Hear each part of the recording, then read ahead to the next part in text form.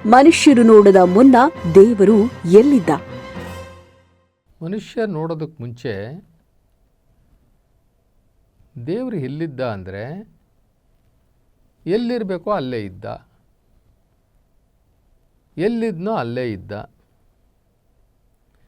ಮನುಷ್ಯನನ್ನು ಸೃಷ್ಟಿಯ ಮಾಡಿದ ಮೇಲೆ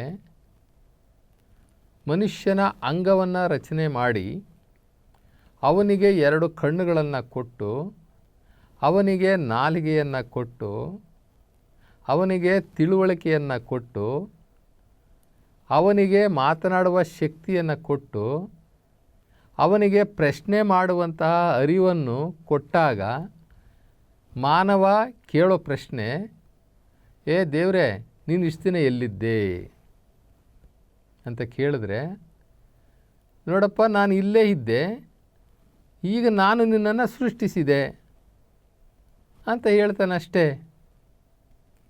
ಈಗ ಒಂದು ಹಣ್ಣು ಸೃಷ್ಟಿಯಾಗೋದು ಮರದಿಂದ. ಮೊದಲು ಆ ಮರವ ಸೊಸಿಯನ್ನು ಹಾಕ್ತೇವೆ, ಆ ಸೊಸಿ ದೊಡ್ಡ ಮರವಾಗುತ್ತೆ, ಮರವಾಗಿ ಅದು ಹೂವು ಬಿಡ್ತದೆ, ಅದು ಸಣ್ಣ ಒಂದು ಈಚು ಪೀಚು ಕಾಯಿ ಆಗುತ್ತೆ, ಕಾಯಿ ಹಾಗೆ ಅದು ಪರಿಪಕ್ವವಾಗುತ್ತೆ. ಈ ಹಣ್ಣು ಮೊದಲೆಲ್ಲಿತ್ತು ಅಂತಂತಂದರೆ ವೃಕ್ಷದೊಳಗಡೆ ಇತ್ತು. ವೃಕ್ಷದೊಳಗಡೆ ಬೀಜ ಇತ್ತು, ಬೀಜದೊಳಗಡೆ ವೃಕ್ಷ ಇದೆ.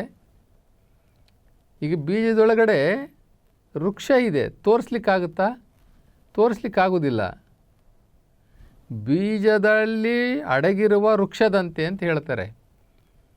ಬೀಜದಲ್ಲಿ ಅಡಗಿರುವ ವೃಕ್ಷದಂತೆ ಆ ಪರಮಾತ್ಮ, ಆ ನಿರಾಕಾರ ಶಿವ ಈ ಜಗತ್ತಿನಲ್ಲಿ ಕಂಡರೂ ಕಾಣದಂತೆ, ನೋಡಿದರೂ ನೋಡದಂತೆ, ಯಾರಿಗೂ ಗೋಚರವಾಗದಂತೆ ಇದ್ದಾನೆ ಅಷ್ಟೇ.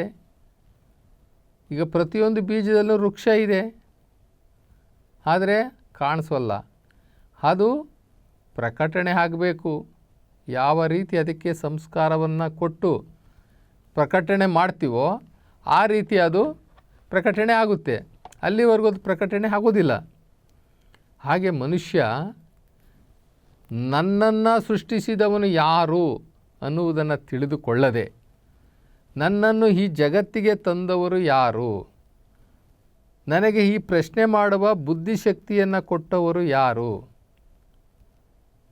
ನನ್ನ ಜೀವ ಯಾರ ಕೈಯಲ್ಲಿದೆ, ನನ್ನ ಹುಟ್ಟು ಮತ್ತು ಮರಣ ಯಾರ ಕೈಯಲ್ಲಿದೆ ಅನ್ನುವುದನ್ನು ತಿಳಿದುಕೊಳ್ಳದೆ ಅವನು ಮೊದಲು ಕೇಳೋ ಪ್ರಶ್ನೆ ಏನಪ್ಪ ಅಂತಂದರೆ, ಹೇ ದೇವರೇ, ನೀನು ನನ್ನ ಸೃಷ್ಟಿಸಿದೆಯಲ್ಲ, ಮೊದಲು ನೀನು ಎಲ್ಲಿದ್ದೆ? ಇದಕ್ಕೆ ಉತ್ತರ ಇದೆಯಲ್ಲ, ಭಾಳ ಕಷ್ಟ ಕೊಡುವಂಥದ್ದು. ಪರಮಾತ್ಮ ಯಾರಿಂದಲೂ ನಿರ್ಮಾಣ ಆಗಿಲ್ಲ, ಅವನು ಸ್ವಯಂಭೂ, ಅವನೇ ಸೃಷ್ಟಿ, ಅವನೇ ಸೃಷ್ಟಿ ಸ್ಥಿತಿ ಲಯಕ್ಕೆ ಕಾರಣಕರ್ತನಾದ ನಿರಾಕಾರ ಶಿವ. ಅವನಿಗೆ ಆದಿ ಅಂತ್ಯ ಮಧ್ಯ ಅವಸಾನ ಇಲ್ಲ, ಹುಟ್ಟು ಸಾವಿಲ್ಲ. ಅವನು ಸತ್ಯ, ಅವನು ನಿತ್ಯ, ಅವನು ನಿರಂತರ. ನಿನ್ನನ್ನು ನಾನು ಅರಿಯದ ಮುನ್ನ ನೀನು ಎಲ್ಲಿದ್ದೆ ಅನ್ನುವಂಥ ಒಂದು ವಚನ ಐತೆ. ನಿನ್ನನ್ನು ನಾನು ಅರಿಯದ ಮುನ್ನ ನೀನು ಎಲ್ಲಿದ್ದೆ? ನಿನ್ನೊಳಗಿದ್ದು ನಿನ್ನ ತೋರಲಿಕ್ಕೆ ನೀನೇ ರೂಪಾದೆ. ನೀನು ನನ್ನ ಒಳಗಡೆ ಬೆಳಕಿನ ರೂಪದಲ್ಲಿದ್ದೆ, ನೀನು ನನ್ನ ಒಳಗಡೆ ಇದ್ದು ನಿನ್ನನ್ನು ತೋರಲು ನೀನೇ ರೂಪವಾದೆ. ನೀನು ಒಲಿದರೆ ಒಲಿ, ಒಲಿಯದಿದ್ದರೆ ಸಮವೇದಿಸಿಕೊಳ್ಳಯ್ಯ. ಲಿಂಗದ ಬೆಳಗಿನ ಒಳಗೊಂಡು ಸಮವೇದಿಸಿಕೊಳ್ಳಯ್ಯ. ಲಿಂಗದ ಬೆಳಗಿನ ಒಳಗೊಂಡು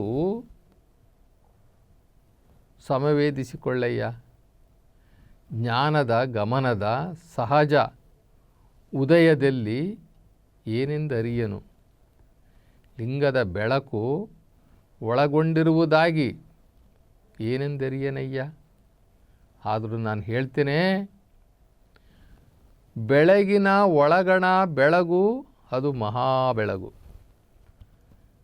ಬೆಳಗಿನ ಒಳಗಣ ಬೆಳಗು ಮಹಾಬೆಳಗು. ಶಿವ ಪರಮಾಶ್ರಯವು ತಾನು. ನೀನು ಎಲ್ಲೆಲ್ಲೂ ಇದ್ದೀಯಾ ಇಲ್ಲದಂತೆ. ನಿನ್ನ ಪ್ರಕಟಣೆ ಎಲ್ಲ ಕಡೆ ಇದೆ, ನಿನ್ನ ವಾಸ್ತವಿಕತೆ ಎಲ್ಲ ಕಡೆ ಇದೆ, ನಿನ್ನ ಮಹಿಮೆ ಎಲ್ಲ ಕಡೆ ಇದೆ. ನೀನು ಜಗದಗಲ ಮುಗಿಲಗಲ, ನೀನು ಮಿಗೆಯಗಲ ನಿಮ್ಮಗಲ. ನೀನು ಪಾತಾಳದಿಂದ ಅತ್ತತ್ತ ನಿಮ್ಮ ಶ್ರೀಚರಣ, ಬ್ರಹ್ಮಾಂಡದಿಂದ ಅತ್ತತ್ತ ಸಿಂಹ ಮುಕುಟ, ಅಗಮ್ಯ ಅಗೋಚರ ಅಪ್ರಮಾಣ. ನೀನು ಎತ್ತೆತ್ತ ನೋಡಿದಡತ್ತ ನೀನೇ ದೇವ. ಸಕಲ ವಿಸ್ತಾರದ ರೂಹು ನೀನೇ ದೇವ. ವಿಶ್ವತೋ ಚಕ್ಷು ನೀನೇ ದೇವ. ವಿಶ್ವತೋ ಮುಖ ನೀನೇ ದೇವ. ವಿಶ್ವತೋ ಬಾಹು ನೀನೇ ದೇವ. ವಿಶ್ವತೋ ಪಾದ ನೀನೇ ದೇವ. ಎಲ್ಲೆಲ್ಲೂ ನೀನೇ ನೀನೇ ನೀನೇ. ನೀನು ಹೆಂಗಿದ್ದೀಯ ಅಂತಂದರೆ ತ್ರೈಲೋಕದೊಡೆಯ ತ್ರೈಜಗದ ಕರ್ತ. ನೀನು ಸೃಷ್ಟಿ ಸ್ಥಿತಿ ಲಯಕ್ಕೆ ಕಾರಣವಾಗಿರ್ತಕ್ಕಂಥ ನೀನು ಸ್ವರ್ಗ ಮರ್ತ್ಯ ಪಾತಾಳ ಅಂತಕ್ಕಂಥ ಮೂರು ಜಗತ್ತಿನ ಒಡೆಯ, ಮೂರು ಲೋಕಗಳ ಒಡೆಯ ನೀನು. ಆ ಮೂರು ಲೋಕಗಳನ್ನು ಒಳಗೊಂಡಂತಹ ಬ್ರಹ್ಮಾಂಡ ಲಿಂಗ. ಆ ಬ್ರಹ್ಮಾಂಡ ಲಿಂಗದ ತುಟ್ಟ ತುದಿಯಲ್ಲಿ ಬೆಳಗಿನೊಳಗಣ ಬೆಳಗು ಮಹಾ ಬೆಳಗಿನ ರೂಪದಲ್ಲಿ ಶಿವ ನೀನು ಪರಮಾಶ್ರಯವಾಗಿದ್ದೀಯ ಎಂಬುದಾಗಿ ಇದೇ ಪ್ರಶ್ನೆ ಕೇಳಿದಂತಹ ಶರಣನೇ ಕೊನೆಗೆ ಆ ಪ್ರಶ್ನೆಗೆ ತಾನೇ ಉತ್ತರವನ್ನು ಕಂಡುಕೊಂಡು ಅವನು ಆತ್ಮ ಸಾಕ್ಷಾತ್ಕಾರವನ್ನು ಮಾಡಿಕೊಂಡು ಪರಮಾತ್ಮ ಶಿವನ ದರ್ಶನವನ್ನು ಮಾಡಿ ಅವನ ಮಹಿಮೆಯನ್ನು ಕಣ್ಣಾರೆ ಕಂಡು, ಅಂದರೆ ಈ ಕಣ್ಣಿಂದ ಅಲ್ಲ, ತನ್ನ ಅಂತರ್ಚಕ್ಷು ದಿವ್ಯ ಚಕ್ಷು ಒಳಗಡೆ ಇನ್ನೊಂದು ಕಣ್ಣಿದೆ, ಆ ಕಣ್ಣಿಂದ ಮಾತ್ರ ನಾವು ಶಿವನನ್ನು ನೋಡಲಿಕ್ಕೆ ಸಾಧ್ಯವಾಗೋದು. ಆ ಬೆಳಕನ್ನು ಈ ಎರಡು ಕಣ್ಣಿಂದ ನೋಡಿದ್ರೆ ಆಗೋದಿಲ್ಲ, ಸಾಕಾಗೋಲ್ಲ. ಆ ಮಹಾ ಬೆಳಗನ್ನು ನೋಡಬೇಕು ಅಂತಂದರೆ ನಮ್ಮ ಅಂತರಾತ್ಮದಲ್ಲಿ, ನಮ್ಮ ಅಂತಃಕರಣದಲ್ಲಿ, ನಮ್ಮ ಅಂತರ್ಚಕ್ಷು, ಅದು ಮೂರನೇ ಕಣ್ಣು, ಅರಿವಿನ ಕಣ್ಣು, ಜ್ಞಾನದ ಕಣ್ಣು, ಆ ಕಣ್ಣನ್ನು ತೆರ್ಕೊಳ್ಬೇಕು ನಾವು.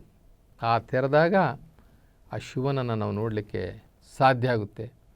ಅದರಿಂದ ಈ ಪರಮಾತ್ಮ ನಿರಾಕಾರ ಶಿವ ಅವನು ಯಾವಾಗಿಂದ ಇದ್ದಾನೆ, ಅವನು ಹೆಂಗಿದ್ದಾನೆ, ಅದು ಮನುಷ್ಯನಿಗೆ, ಸಾಮಾನ್ಯ ಮನುಷ್ಯನಿಗೆ ನಿಲುಕದಂತಹ ವಿಚಾರ. ಈ ಆಕಾಶ ಎಷ್ಟು ಎತ್ತರ ಇದೆ ನಮ್ಮ ಕೈಲಿ ಹೇಳಲಿಕ್ಕಾಗುತ್ತಾ? ಆಕಾಶದಲ್ಲಿ ಎಷ್ಟು ಗ್ರಹಗಳು, ಎಷ್ಟು ನಕ್ಷತ್ರಗಳು, ಎಷ್ಟು ಚುಕ್ಕೆಗಳಿದ್ದಾವೆ ಹೇಳಲಿಕ್ಕಾಗುತ್ತಾ? ಸಮುದ್ರದ ಆಳವನ್ನಾದರೂ ಅಳಿಬಹುದು. ಈ ಬ್ರಹ್ಮಾಂಡದ ಅಗಲವನ್ನು ನಾವು ಹೇಳಲಿಕ್ಕಾಗುತ್ತಾ? ನಾವು ಬಹಳ ಸಣ್ಣವರು. ಎಷ್ಟೋ ಕೋಟಿ ಜೀವರಾಶಿಗಳಲ್ಲಿ ಮನುಷ್ಯನು ಒಂದು ಜೀವಿ ಅಷ್ಟೇ. ಇದಕ್ಕೆ ಒಂದು ಮನಸ್ಸು ಅಂತ ಒಂದು ಶಕ್ತಿಯನ್ನು ಕೊಟ್ಟಿದ್ದಾನೆ. ಆ ಮನಸ್ಸು ಅಂತಕ್ಕಂತಹ ಸೂಕ್ಷ್ಮ ಶರೀರದ ಮುಖಾಂತರ ನಾವು ಗ್ರಹಿಸೋದ್ರ ಮುಖಾಂತರ ಒಂದಷ್ಟು ವಿಚಾರವನ್ನು ನಾವು ಚರ್ಚೆ ಮಾಡ್ತೀವಿ. ಆದರೆ ಆಧ್ಯಾತ್ಮಿಕ ಲೋಕದ ವಿಸ್ಮಯಗಳನ್ನು, ಆ ಪರಮಾತ್ಮನ ನಿಲುವನ್ನು ಅಷ್ಟು ಸ್ಪಷ್ಟವಾಗಿ ಯಾರ ಕೈನಲ್ಲೂ ಕೂಡ ಹೇಳಲಿಕ್ಕಾಗೋದಿಲ್ಲ. ಆದ್ದರಿಂದ ನಮ್ಮ ಎಲ್ಲರ ಅಧಿಪತಿ, ನಮ್ಮೆಲ್ಲರ ತಂದೆ ಆ ನಿರಾಕಾರ ಶಿವನ ನಿಲವನ್ನು ಅವರವರ ಜ್ಞಾನದ ಅನುಸಾರವಾಗಿ, ಅವರ ಜ್ಞಾನ ಸಂಪಾದನೆಗೆ ಅನುಸಾರವಾಗಿ ಹೇಳ್ತಾ ಹೋಗ್ತಾರೆ ಹೊರತು ನಿಖರವಾಗಿ ಪರಮಾತ್ಮನು ಹೀಗೆ ಇದ್ದಾನೆ ಅಂತ ಹೇಳಿರೋದು ತುಂಬ ಕಡಿಮೆ. ಆದರೆ ಸಾರ್ವತ್ರಿಕ ಸತ್ಯವಾಗಿ ಎಲ್ಲ ಧರ್ಮಗಳು, ಎಲ್ಲ ಮಹರ್ಷಿಗಳು, ಎಲ್ಲ ಋಷಿಗಳು, ಎಲ್ಲ ಸಾಧಕರು, ಎಲ್ಲ ಯೋಗಿಗಳು ಹೇಳಿರ್ತಕ್ಕಂಥದ್ದು ಪರಮಾತ್ಮ ಆ ನಿರಾಕಾರ ಶಿವ ಬೆಳಕಿನ ರೂಪದಲ್ಲಿದ್ದಾನೆ. ಅವನು ಬೆಳಗಿನೊಳಗಣ ಬೆಳಗು ಮಹಾಬೆಳಗು ಅಂತ ಹೇಳ್ತಾರೆ ಆ ಶಿವನನ್ನು.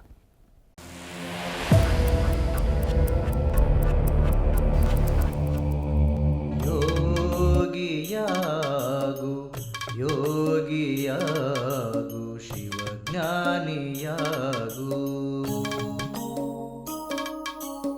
ಯೋಗಿಯಾಗು ಯೋಗಿಯಾಗು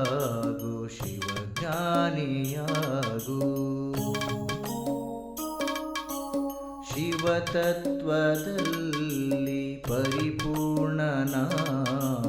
ಶಿವತತ್ವದಲ್ಲಿ ಪರಿಪೂರ್ಣನಾಗು ಪರಿಪೂರ್ಣನಾಗು